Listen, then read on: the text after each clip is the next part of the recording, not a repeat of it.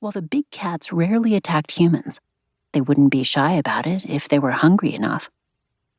Letting her binoculars dangle at her neck, she grabbed the bear spray from its holster and prepared to act as the aggressor. Hopefully, the critter would back down without her having to deploy spray in its face. Her grip faltered when she faced her would-be attacker, but her fingers tightened just in time to keep a hold on the canister. This was no rainforest animal from the Cascade Mountains. This was a man, and he was pointing a gun at her. Everly's foot slipped on a mossy rock as she instinctively stepped back, lifting her hands. Her mouth went dry. The words required force to bypass the lump in her throat. What do you want? The man maintained his position about 20 feet from her, but he adjusted his grip to center the pistol's aim on her chest. I want you. The matter-of-fact tone made the words even more chilling. Her breath stuttered. Her knees threatened to drop her to the hard-packed trail. She was alone out here. With the trails closed, no one would hear her if she screamed.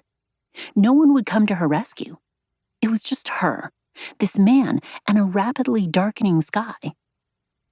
If only that bear would suddenly attack. Bear. She was still holding the spray, which was nothing more than industrial-strength pepper spray with a 30-foot range. She glanced at the canister in her chilled fingers, then back to the man. If she could turn the canister a half-inch, then she'd be able to. I wouldn't if I were you. He stepped closer, his blue eyes icy beneath military short blonde hair. He wore jeans and a dark blue windbreaker, likely to ward off the damp mist and approaching rain. This might only be a tranquilizer gun, but I promise you it will hurt. Also, you don't want me to carry you out of here over my shoulder, because the more trouble you make for me, the more I make for you, Dr. Ward. Everly's eyes widened as she gasped. Ward? She hadn't been Dr. Everly Ward for over 4 years. Not since her husband was murdered.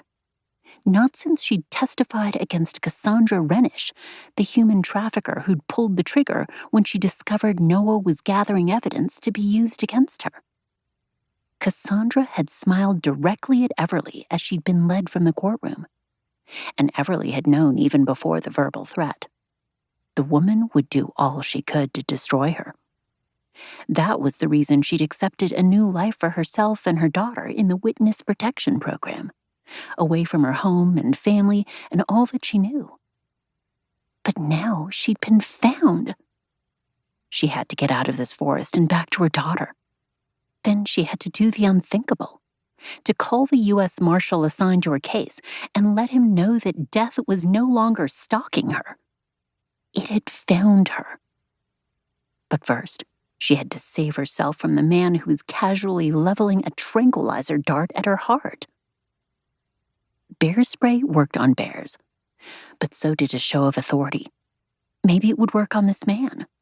If she bucked up to him, maybe she could distract him long enough to use the one weapon she had at her disposal. If he'd wanted to tranquilize her, he'd have already done it. Chances were high he'd do everything in his power not to haul her dead weight along a 2.5-mile trail on foot. A drop splashed her temple and slid down her cheek. In the rain. He tilted his head, glancing at the sky, then back to her. Put the bear spray down, and this will be easier on both of us. Why would I do that? As more drops fell between them, the man hefted a heavy sigh as though she bored him. Because I get an extra $10,000 if I bring you in alive. He reached behind him at his waist and pulled something forward with his left hand. A pistol. Everly froze. He aimed the gun straight for her heart. But I still get a payday if I prove you're dead. Don't make me decide that $10,000 isn't worth the hassle of dragging you out of here. Everly's pulse pounded in her head so hard that dark spots rhythmically throbbed in her vision. She was going to pass out. When she did, he'd probably kill her and move on to save himself. She had one shot, one chance to get back to her daughter.